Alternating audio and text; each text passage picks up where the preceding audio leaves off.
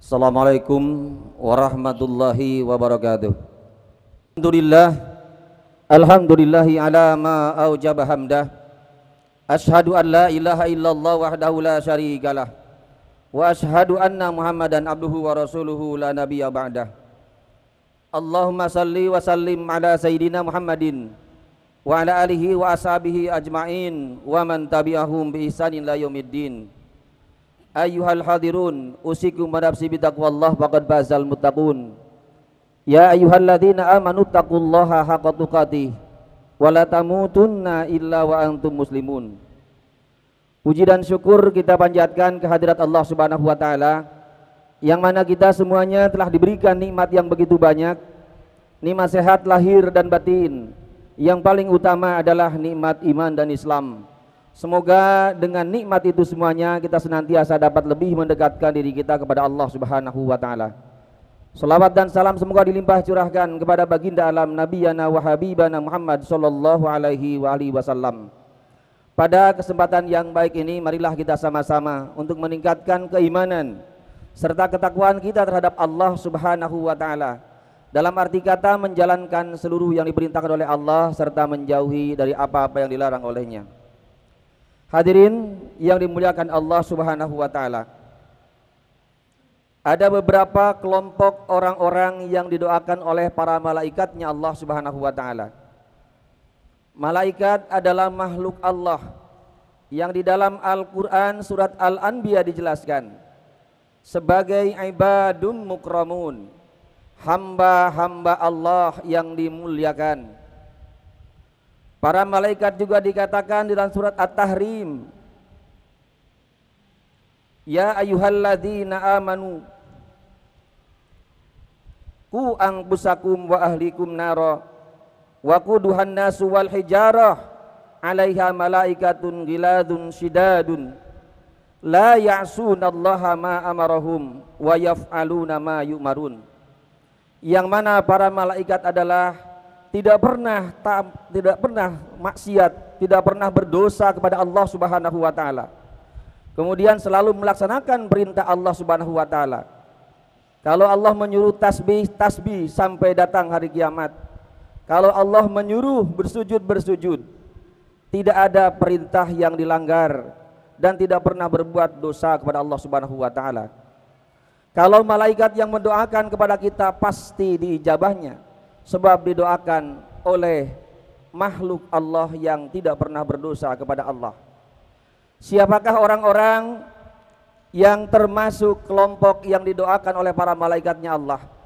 Yang pertama yakni orang yang tidur dalam keadaan punya wudu. Di dalam hadis riwayat Ibnu Hibban dijelaskan,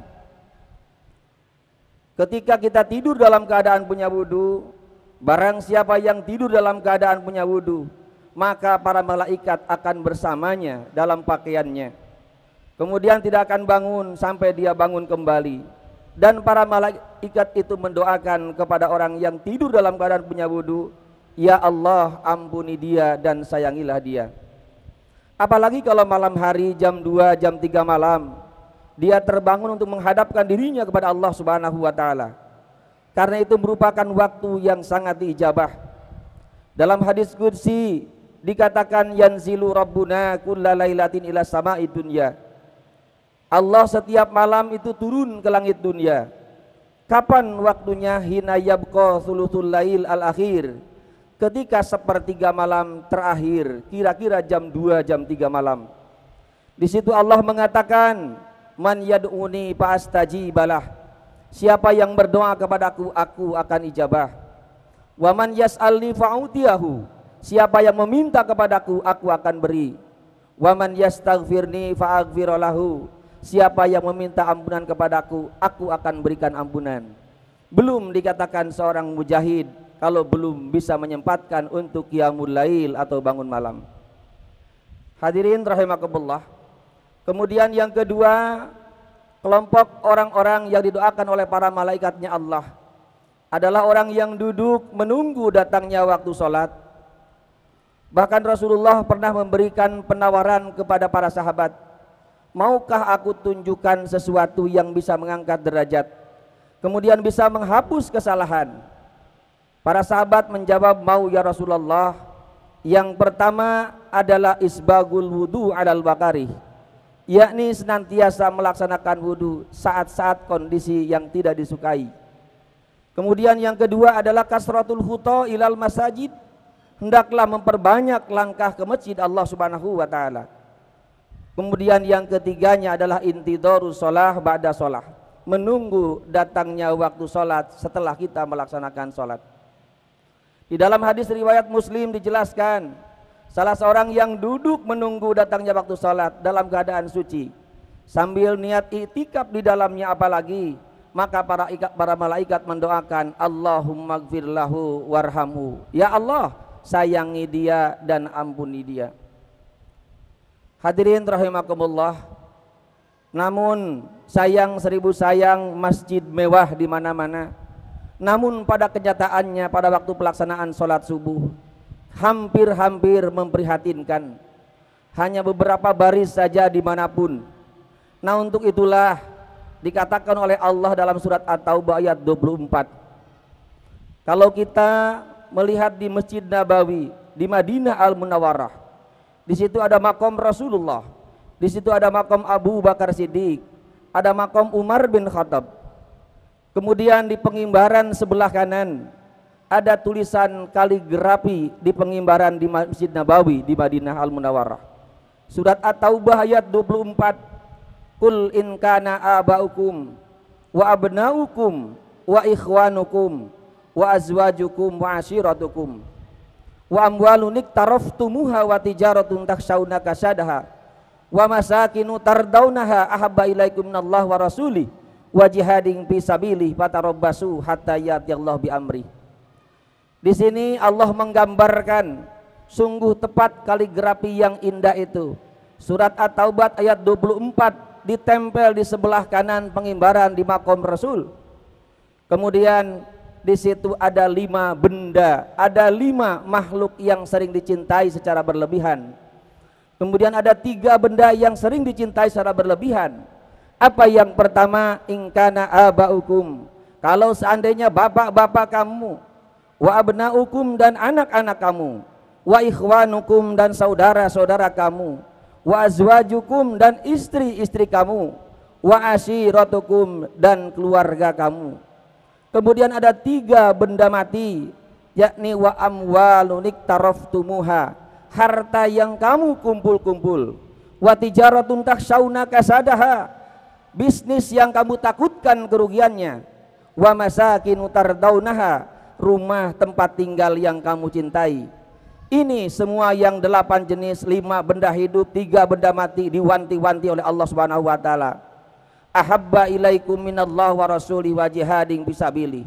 Kalau semuanya tadi lebih dicintai daripada Allah dan Rasulnya dan berjihad di jalan Allah, maka kata Allah, fatarabbasu, tunggu, aku akan memberikan urusan hatta ya'ti Allah bi amri. Wallahu la yahdil qaumal fasikin.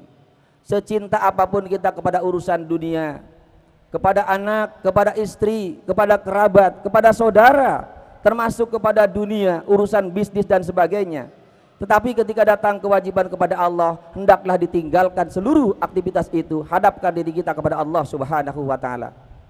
Namun kita sering melihat pada kenyataan di lapangan, terkadang ketika rapat dilaksanakan, adzan berkumandang berhenti sejenak, dengarkan adzan sampai selesai, tetapi tidak buru-buru melaksanakan sholat. Rapat dilanjutkan, sholat duhur 2:30, sholat asar kadang-kadang 4:30. Naudzubillahi min dzalik.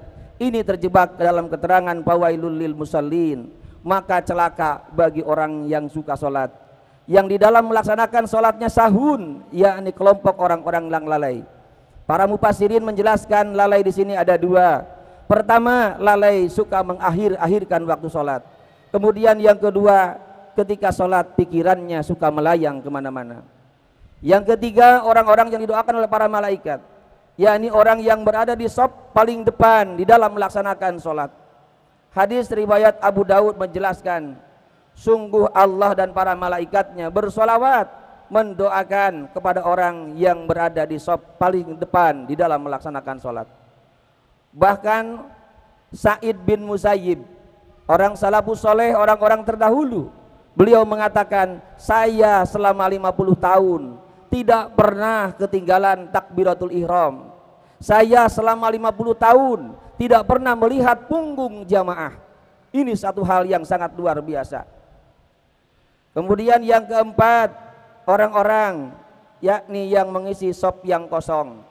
Kalau ada barisan di depan kita yang kosong, lantas kita berjalan ke depan untuk mengisi kekosongan itu. Rasulullah pernah melihat setan segede anak kambing berwarna hitam masuk menyusup ke dalam barisan, sehingga bisa membisiki kepada kita, pantas ketika sholat pikirannya suka melayang kemana-mana. Dalam hadis riwayat Ahmad dijelaskan, orang yang mengisi barisan yang kosong didoakan oleh para malaikat, Allahumma gfir lahu, ya Allah ampunilah dia. Kemudian yang kelima, orang yang senantiasa membaca Al-Fatihah kemudian membaca amin.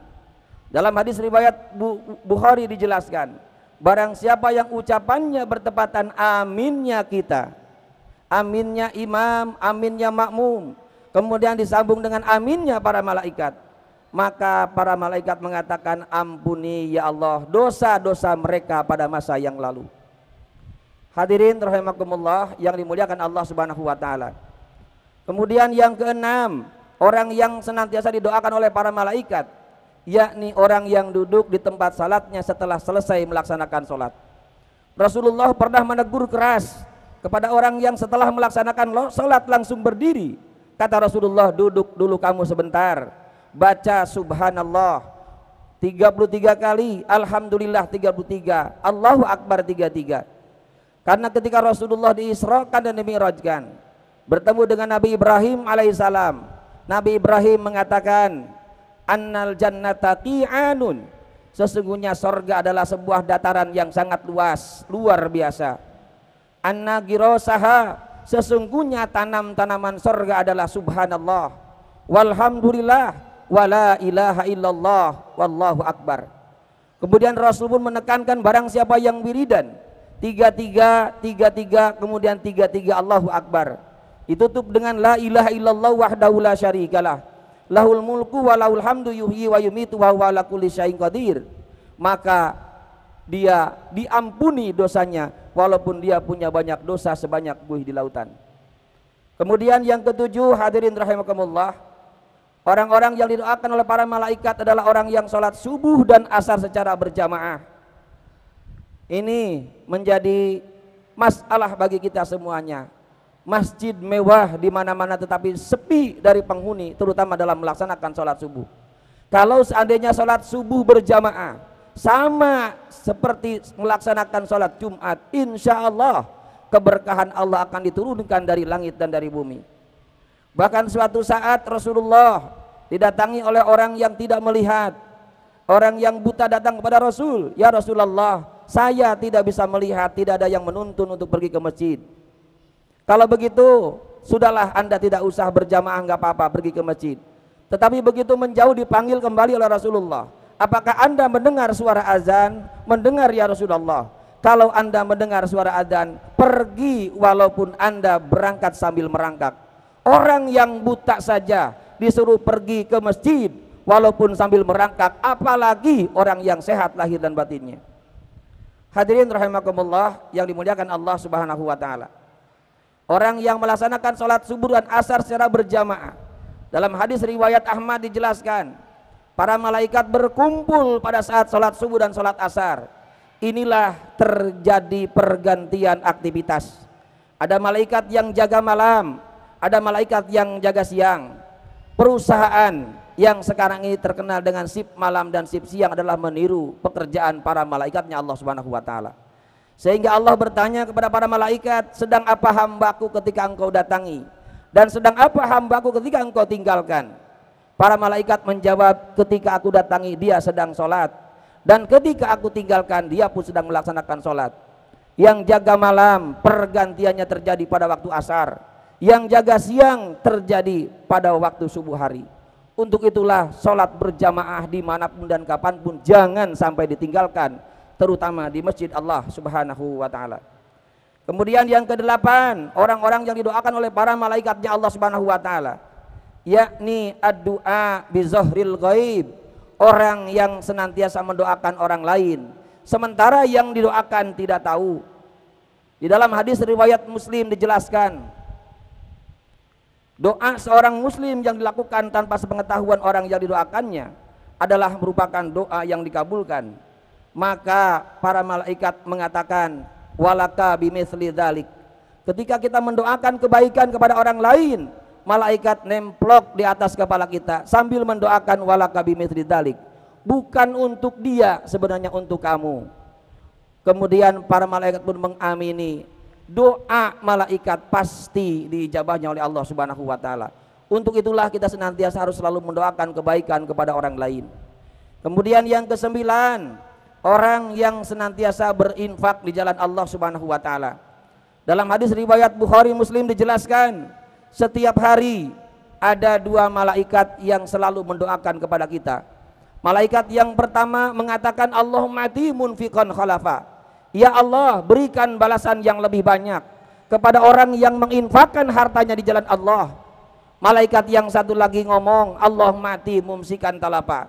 Ya Allah, berikan kebangkrutan kepada orang yang pelit, yang tidak mau memberikan hartanya di jalan Allah Subhanahu wa taala. Kalau didoakan malaikat oleh makhluk Allah yang tidak pernah berdosa, pasti diijabahnya oleh Allah Subhanahu wa taala. Kemudian yang ke-10, orang-orang yang didoakan oleh para malaikat, yakni orang yang senantiasa melaksanakan sahur, terutama di saat bulan suci Ramadan. Siapa yang mau bangun malam kemudian minum, bangun malam lantas makan.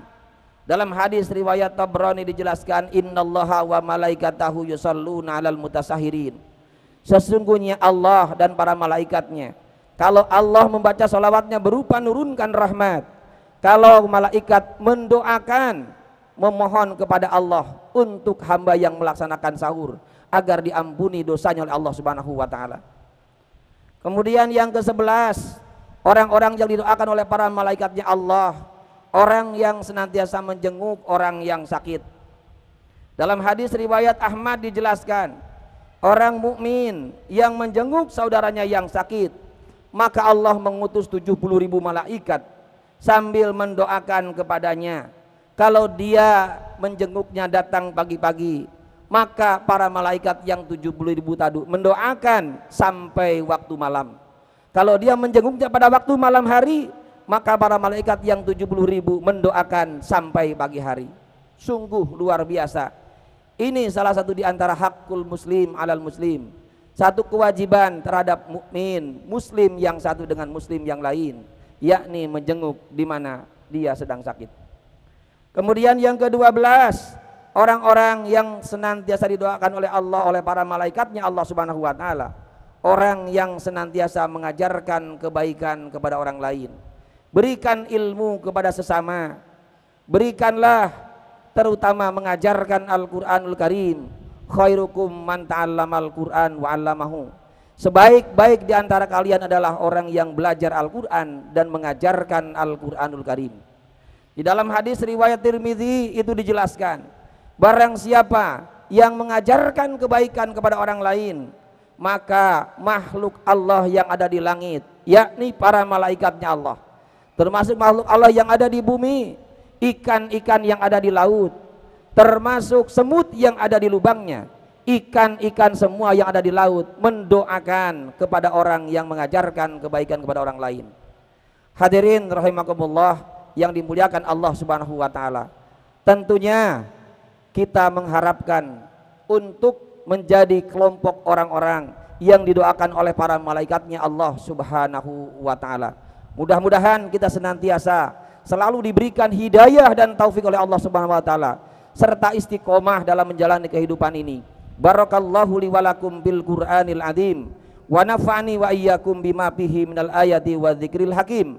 Wa taqabbala minni wa minkum tilawatahu innahu huwas samiul alim. Alhamdulillahi ala ma aujaba hamdah. Asyhadu an la ilaha illallah wahdahu la syarikalah wa asyhadu anna Muhammadan abduhu wa rasuluhu la nabiyya ba'dah. Allahumma salli wa sallim ala sayyidina Muhammadin wa ala alihi wa ashabihi ajmain. Ayyuhal hadirun usikum bi nafsi bi taqwallah faqad fazal muttaqun. Innallaha wa malaikatahu yusholluna 'alan nabi. Ya ayyuhalladzina amanu shallu 'alaihi wa sallimu taslima. Allahumma ighfir lil muslimina wal muslimat wal mu'minina wal mu'minat al ahya'i minhum wal amwat innaka sami'un qaribun mujibud da'wat wa ya qadiyal hajat. Allahumma ighfir lana dzunubana wa liwalidayna warhamhuma kama rabbayana shighara. Allahumma adfa' 'annal bala wal waba wal fahsya wal munkar wal mihan wal fitan ma dhahara minha wa ma batan min baladina Indonesia khasah wa min buldanil muslimina ammah. Ya Allah, jauhkan dari kami bala bencana, wabah penyakit, kekejian dan kemungkaran, baik yang tampak maupun yang tersembunyi di negeri kami Indonesia khususnya dan negara-negara muslim pada umumnya. Ya Allah, berikan kepada kami pemimpin-pemimpin yang muttaqin, yang hanya takut kepadamu dan kami tidak takut kepada mereka. Ya Allah, berikan kepada kami pemimpin-pemimpin yang muttaqin, agar kami hidup makmur dalam keadilan dan adil dalam kemakmuran. Rabbana afrigh alaina sabra wa tsabbit aqdamana wansurna 'alal qaumil kafirin. Allahumma khtim lana bi husnil khatimah. Allahumma khtim lana bi husnil khatimah. Allahumma inna nas'aluka ridhaka wal jannah wa na'udzubika min sakhatika wan nar. Ya Allah, akhirilah hidup kami dalam keadaan husnul khatimah. Rabbana atina fid dunya hasanah wa fil akhirati hasanah wa qina adzabannar. Walhamdulillahi rabbil alamin. Ibadallah, innallaha ya'muru bil adli wal ihsan wa ita'i dzil qurba wa yanha 'anil fahsya'i wal munkar wal baghi ya'idzukum la'allakum tadhakkarun. Fadhkurullaha alazim yadhkurkum washkuruhu ala ni'ami yazidkum was'alu min fadlihi yutikum wa la dzikrullahi akbar. Aqimis shalah.